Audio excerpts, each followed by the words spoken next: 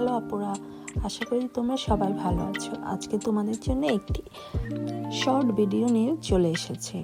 So আজকে আমি যেটা দেখাবো, আমি 4টা বন্ড পেটের পার পাউডার নিয়েছি। তো এগুলোর এফেক্টটা কেমন আসলে রিয়েলে সেটাই করে দেখাবো।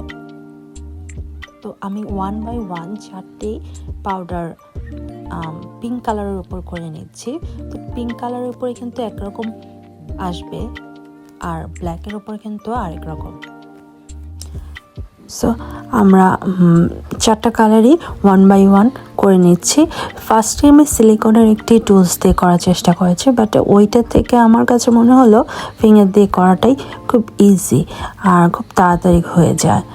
আর তোমরা তো দেখেই নিচ্ছ বার্লগুলো কিন্তু সব এক কালারের না, খুবই অল্প ডিফারেন্স আছে, যা মানে কাছে থেকে না দেখলে আসলে বোঝা যায় না। তারপর আমি ক্যামেরায় যতটুকু দেখাতে পারছি, বাট পাউডারের কালারগুলো কিন্তু ফুললি ডিফারেন্ট। আর এটার এফেক্টটা ভালো মতো বোঝা যাবে ব্ল্যাকের ওপরে করলে।